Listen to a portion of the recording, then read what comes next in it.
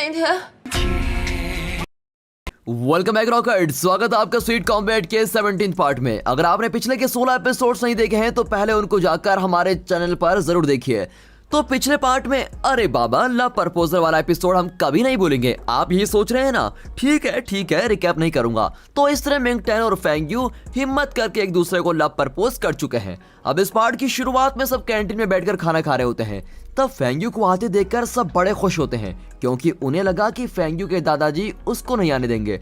और Ming tan छुपते छुपाते मुस्कुरा रहा होता है क्योंकि उनके फ्रेंड्स ये नहीं जानते कि ये दोनों अपना लव एक दूसरे को शेयर कर चुके हैं। बयूनो पूछता है कि क्या आप आज से रोज कॉलेज आएंगी कि नहीं। फेंग यू बताती है कि मैं प्रिंसिपल सर से सॉरी कहने आई हूँ क्योंकि मैं एमएमए इवेंट में नहीं आ पाऊंगी और उनसे बात करके मैं चले जाऊंगी। अब इस बात पर मिया बड़ी खुश होती है, लेकिन बाहर ये कहती है कि फेंग यू अपनी लाइफ के इंपॉर्टेंट काम के लिए जा रही है। अगर वो एक सक्सेसफुल बिजनेस वुमेन बनना चाहती है तो उसको इस काम पर जाना पड़ेगा और वो अगर बन भी गई तो हमारे लिए बहुत ही गर्व की बात होगी। जाओ में कहती है कि तुम ज्यादा एक्टिंग मत करो, ठीक है। और इस पर दोनों का झगड़ा शुरू हो जाता है। अब मिंग टैन और फेंग यू एक दूसरे को अभी भी देखकर मुस्कुरा रहे होते हैं। फिर अगले सीन में जाओ मिंग टैन से पूछती है कि तुम सुनहाओ के कॉलेज गए थे ना, वो कैसा है। सुनहाओ ने मिंग टैन से कहा होता है कि तुम मेरी पनिशमेंट के बारे में जाओमी को मत बताना वरना वो बहुत दुखी होगी। इसलिए मिंग टैन कहता है कि सुनहाओ एकदम ठीक है, लेकिन मैच को गिव अप करने के लिए उसे पनिशमेंट तो जरूर मिली होगी। इस पर मिंग टैन कहता है कि नहीं, उसके प्रिंसिपल ने सिर्फ उसको वार्न करके छोड़ दिया और वो बिल्कुल ठीक है। अब इस तरह मिंग टैन झूठ बोल देता है, लेकिन अब जाओमी को सुनहाओ से मिलने का मन करता रहता है और वो एक अच्छी सी ड्रेस पहनकर सुनहाओ के कॉलेज जाती है। वो बॉक्सिंग क्लब के बाहर सुनहाओ की राह देख रही होती है कि एक लड़का कहीं से आ जाता है और कहता है वाह तुम तो बड़ी खूबसूरत लग रही हो, पर तुम यहाँ पर किसके लिए वेट कर रही हो। वो कहती है कि मुझे बॉक्सिंग क्लब के कैप्टन से मिलना है। अच्छा, कैप्टन से मिलना है, मतलब जियो फेंग से? वो तो बाहर गई है। ये तुम क्या बकवास कर रहे हो? जियो फेंग कैप्टन है तो सुनहाओ को क्या हुआ। अब वो सच बता देता है कि सुनहाओ को कॉलेज के सारे बाथरूम्स वगैरह साफ करने का काम दिया गया है, यानी कि उसको ये पनिशमेंट मिली है। अब ये सुनकर जाओमी बहुत ही परेशान हो जाती है और उससे मिलने के लिए निकलती है, लेकिन वहाँ वो लड़का उसका हाथ पकड़कर रोकता है और कहता है कि सुनहाओ से मिलकर क्या करोगी, मैं तुमको फाइट सिखाऊंगा। ठीक है, और ये कहकर जाओमी उसके साथ रिंग के अंदर चली जाती है और फिर उसको ऐसा मारती है, ऐसा भड़ता बनाती है उसका कि वो दोबारा कभी भीख नहीं मांग पाएगा। अब अगले सीन में जाओमी सुनहाओ को दूर से देखकर बहुत ही दुखी होती है। सुनहाओ वहां पर फ्लोर को क्लीन कर रहा होता है। अब इतने में जियो फेंग आकर कहती है सुनहाओ को ऐसे देखकर तुम्हें बहुत ही बुरा लग रहा है ना, एक और बात सुनोगी तो तुम्हें और भी बुरा लगेगा।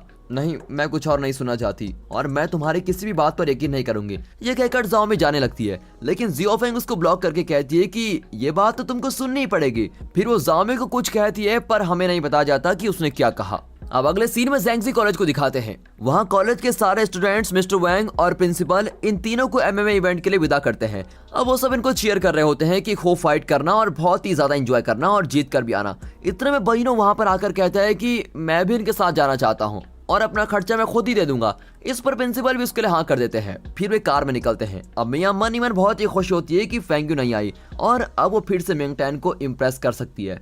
ऊपर से वो ये भी इमेजिन करती है कि वो मिंग टैन के खातिर ही सबको मशीन गन से उड़ा रही है।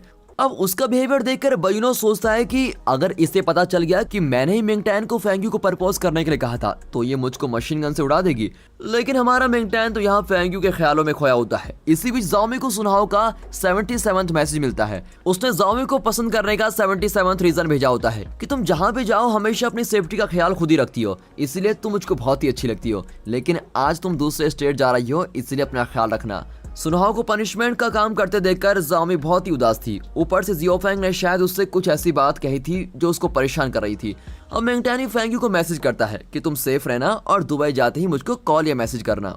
फेंग यू एयरपोर्ट जा रही होती है और मिंग टैन के मैसेज पढ़कर बहुत ही मुस्कुराती है। अब ये चारों एमएमए इवेंट वाले स्टेट में आ चुके हैं। इवेंट का वेन्यू बहुत ही शानदार होता है। मिया उनकी एक सेल्फी लेती है और उसे फेंग यू को भेजती है। वो चाहती है कि उन्हें इस तरह एंजॉय करते देख फेंग यू बहुत ही जेलस फील करे। फिर वे उस सिटी में घूम रहे होते हैं। दरअसल मिंग टैन पहले यहीं रहता था, लेकिन जैंगजी कॉलेज में एडमिशन मिलने पर वो यहाँ से शिफ्ट हो गया था, इसीलिए वो इन सबको यहाँ के इंपॉर्टेंट प्लेसेस को दिखाता है। अब अगले सीन में इवेंट शुरू हो चुका है और दो लोगों के बीच में मैच हो रहा है। मिंग टैन उनकी फाइट के पॉजिटिव्स और नेगेटिव्स को जांचकर इन दोनों को बता रहा होता है। फिर वो उनको मोटिवेट करके मैच के लिए तैयार करता है क्योंकि अगला मैच इन्हीं का होता है और इस मैच के लिए ये दोनों एक दूसरे के अगेंस्ट लड़ेंगे क्योंकि ये एक डेमो मैच है। फेंग्यू अपने मोबाइल पर इन दोनों का फाइट देख रही होती है और तभी अचानक वो अपना सूटकेस लेकर कहीं जाती है।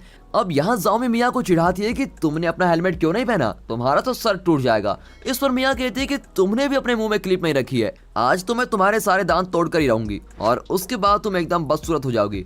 अब एक दूसरे को चिढ़ाते हुए दोनों फाइट करने लगती है, लेकिन मजाक ही मजाक में दोनों शानदार फाइट करने लगती है। अब बैनो डर जाता है कि ये दोनों तो सचमुच की फाइट कर रही हैं, लेकिन ये दोनों रिंग के अंदर गप्पे लड़ा रही होती हैं और साथ ही साथ सुपर फाइट भी कर रही होती है। अब मैच खत्म हो गया है और इस मैच में कोई पॉइंट्स नहीं होते क्योंकि ये डेमो मैच है, लेकिन ये दोनों फिर भी लड़ रही होती है कि मैंने अच्छी फाइट की, नहीं नहीं नहीं मैंने अच्छी फाइट की, और इस तरह एक दूसरे से कहती रहती हैं कि मैं तुमसे बेहतर हूँ, तुम मुझसे बेहतर नहीं हो। फिर वे बैनो से पूछती हैं कि हम में से बेहतर कौन है, और वो तो कहता है कि फेंग्यू तुम दोनों से बेहतर है। इस तरह सब मजे में बात कर रहे होते हैं, लेकिन मिंग टैन एक आदमी से बातें कर रहा होता है, शायद वो उस आदमी को पहले से जानता है। वो बताते हैं कि हमारी कल की फाइट है, इसलिए हम आज शहर में घूमना चाहते हैं। तब उस आदमी की पत्नी आती है और मिया को उस औरत का चेहरा जाना पहचाना सा लगता है। उसको देखकर वो आदमी पूछता है कि तुम यहाँ क्यों आई। वो कहती है कि आप इस पर साइन करना भूल गए थे। वो आदमी उस पेपर को देखकर चौंक जाता है और कहता है कि इसे यहाँ क्यों लाई हो, और ये कहकर वो उस औरत को कहीं और लेके जाता है। हमें तो लगता है कि दाल में कुछ काला जरूर है। अगले सीन में ये लोग अपने होटल में वापस जाते हैं और फेंग जुयो मिया को कॉल करके बताता है कि फेंग्यू दुबई के होटल से गायब हो गई है, पता नहीं वो कहाँ चली गई। अगर वो आपको कॉल करे तो मुझे तुरंत फोन कीजिए। मिया कहती है कि तुम चिंता मत करो, मैं तुमको जरूर इन्फॉर्म कर दूंगी। अब उसको शक होता है कि कहीं फेंग्यू मिंग टैन से मिलने यहाँ तो नहीं आ गई। वो धीरे से मिंग टैन के डोर को नॉक करती है, लेकिन वो अपने कमरे में नहीं होता। एक्चुअली मिंग टैन अपने पुराने बॉस से मिलने आया होता है। इन्होंने मिंग टैन की बहुत ही मदद की थी और कॉलेज जाने के लिए पैसे भी इन्होंने ही दिए थे। वो मिंग टैन को देखकर बहुत ही खुश होते हैं और दोनों मिलकर खाना खाते हैं। वो कहते हैं कि कई दिनों बाद तुमसे मिलकर मुझको बहुत ही अच्छा लग रहा है, तुम तो बिल्कुल बदल गए हो और बहुत ही खुश नजर आ रहे हो, क्या तुम केसी से प्यार करते हो। और मिंग टैन हंसते हुए फेंग्यू के बारे में सोचता है और उसके बारे में बता भी देता है, और इस तरह दोनों खुशी खुशी बातें कर रहे होते हैं। अब यहाँ जाओमी अकेली बैठी सुनहाओ के बारे में सोच रही होती है। तब सुनहाओ अपना अगला रीजन भेजता है जो 82 नंबर पे है, और वो सुनहाओ के सारे मैसेज को देखती है और फिर उसको जियोफेंग की वो बात याद आती है। दरअसल उस दिन सुनहाओ के कॉलेज में जियोफेंग ने ये कहा था कि सुनहाओ तुमको पसंद नहीं करता, वो सिर्फ तुम्हारे पापा से डेथ स्ट्राइक मूवमेंट सीखना चाहता है, और तुम्हारे पापा ने उससे कहा है कि अगर वो तुमसे प्यार नहीं करेगा तो वो उसको डेथ स्ट्राइक नहीं सिखाएंगे, इसलिए वो तुमसे प्यार करने की एक्टिंग कर रहा है। इसलिए जाओमी बहुत ही दुखी होती है, लेकिन ये सारी बातें जियोफेंग को कैसे पता चली। दरअसल जब सुनहाओ और जाओमी के पापा इस बारे में बात कर रहे थे तो उसने छुपकर उनकी बातें सुन ली थी। अब जाओमी को सच होता है कि कहीं ये सच तो नहीं कह रही है। अब मिंग टैन होटल वापस आता है। मिया डोर के पास ही खड़ी रहती है और पूछती है कि तुम कहाँ चले गए थे। वो बताते हैं कि मैं अपने पुराने बॉस से मिलने गया था। अब मिया एक लंबी लिस्ट निकाल कर दिखाती है और कहती है कि मुझे ये सारी चीजें खरीदनी है, क्या तुम कल मुझको शॉपिंग पे लेके चलोगे। तुम्हारे भाई बहन को बैनो की मॉम देख रही है, इसीलिए उनके लिए भी मुझको एक गिफ्ट खरीदना होगा। फिर तुम्हारी आइसक्रीम शॉप के स्टाफ्स के लिए भी मुझको गिफ्ट लेने हैं। इस तरह उसने सबके लिए गिफ्ट्स की लंबी लिस्ट बनाई होती है और ये सब वो मिंग टैन को इम्प्रेस करने के लिए करना चाहती है। अब मिंग टैन कहता है कि प्लीज आप फिर से इस तरह बिहेव मत कीजिए, मैं आपकी फीलिंग समझ सकता हूँ, लेकिन मैं आपसे प्यार नहीं करता। कुछ फीलिंग जबरदस्ती नहीं लाई जाती मैडम, इसलिए प्लीज मुझको माफ कर दीजिए। वो बड़ा उदास होकर कह रहा होता है। अब मिया भी एकदम उदास होकर कहती है कि प्लीज मुझको माफ कर दो, मैंने तुमको तकलीफ पहुंचाई है, प्लीज मुझे गलत मत समझो। ये कहकर वो चले जाती है। अब उसके कमरे के बाहर बैनो वेट कर रहा होता है। मिया को देखती वो पूछता है कि आप कहाँ चली गई थी। मिया कहती है कि मुझे कुछ अच्छा खाने का मन कर रहा है, चलो कुछ खाते हैं। पर बैनो ऑलरेडी खा चुका होता है, लेकिन मिया उसको फोर्स करती है, तो वो कहता है कि आप कुछ ऑर्डर कीजिए, हम रूम में बैठकर खा लेंगे। फिर दोनों कमरे में जाते हैं। अब यहाँ मिंग टैन विश फाउंटेन के पास आता है, जहाँ वो हमेशा अपने विशेष शेयर किया करता है। वो बहुत ही दुखी होता है कि मिया इस तरह बिहेव कर रही थी और वो गिल्टी फील करता है कि उसने मिया का दिल दुखाया।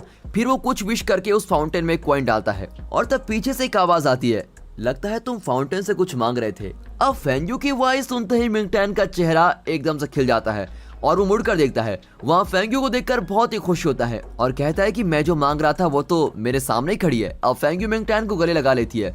फिर फेंग्यू कुछ विश करके कॉइन टॉस करने जाती है। मिंग टैन उसको रोककर पूछता है कि आप क्या मांग रही हैं। फेंग्यू कहती है कि मैं ये मांग रही हूँ कि मेरे दिल में जो है वो भी यहाँ आ जाए, और ये कहकर वो कॉइन को टॉस करती है। लेकिन इससे पहले कि कॉइन अंदर जाकर गिरे, मिंग टैन उसको पकड़ लेता है और कहता है कि वो तो कब से यहाँ पर खड़ा है। फिर क्या, पीछे से लव म्यूजिक का वॉल्यूम बढ़ता है और ये दोनों मिलकर शहर घूमते हैं और खूब एंजॉय करते हैं। और फिर एक शॉप में प्यारा सा स्टफ्ड रैबिट देखकर फेंग्यू कहती है कि आइसक्रीम शॉप में तुम बिल्कुल ऐसे ही लगते हो। अब मिंग टैन कहता है कि अच्छा हुआ मैं वहाँ काम करता हूँ, वरना मैं आपके दिल की बातें कैसे जान पाता। अब इस पर फेंग्यू शर्मा कर वहाँ से जाने लगती है।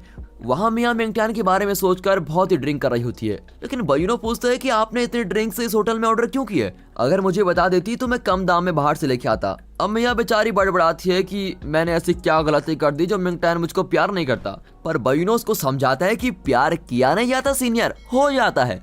इस पर मिया रोने लगती है। अब यहाँ फेंग्यू के दादाजी, उसके फ्रेंड और उनका बेटा शेवी डिनर कर रहे होते हैं। शेवी कहता है कि दादाजी आप मुझ पर विश्वास करते हैं ना, लेकिन मुझे डर है कि मुझसे कोई गलती ना हो जाए। दादाजी कहते हैं कि तुम साफ साफ क्यों नहीं कहते? वो कहता है कि फेंग्यू अपने कॉलेज के एक लड़के से प्यार करती है। उस लड़के ने मुझे भी धमकी दी है कि मैं फेंग्यू को भूल जाऊं। मुझे तो फेंग्यू की फिक्र हो रही है क्योंकि वो लड़का अच्छा नहीं है। और फिर वो दादाजी को मिंगटैन का नाम भी बता देता है। अब यहाँ फेंग्यू के जाने का वक्त हो गया है। मिंगटैन फिर उसको वही रैबिट डॉल देकर कहता है कि दुबई में यही तुम्हारा मिंगटैन होगा और काम खत्म करके जल्दी लौट आना, ठीक है? मैं तुम्हारा वेट कर रहा हूँ और तुमको बहुत ही मिस करूंगा। ये कहकर वो फेंग्यू के माथे पर किस करता है और तब वहाँ पर नहीं दोस्तों, वो तो हम अगले पार्ट में दिखाएंगे। तो ये पार्ट 17वां यहीं पर खत्म होता है। अपनी एक्साइटमेंट बना के रखिए और जरा सब्र कीजिए, कल अगले पार्ट को देखकर एंजॉय कीजिए। अब तक इस सीरीज की कहानी में ज्यादातर लव, फीलिंग्स, थोड़ी कॉमेडी, थोड़ी फाइट, ये सब चल रहा था, लेकिन आगे के एपिसोड्स बहुत ही थ्रिलिंग होंगे, इसीलिए कोई भी पार्ट मिस मत कीजिए। तो फ्रेंड्स, अगर ये वीडियो आपको पसंद आई हो तो वीडियो को लाइक कीजिए, चैनल को सब्सक्राइब कीजिए और करना मत भूलिए प्लीज। बाकी मिलते हैं अगली वीडियो में, तब तक के लिए गुड बाय, अपना ख्याल रखिए and finally thanks for watching.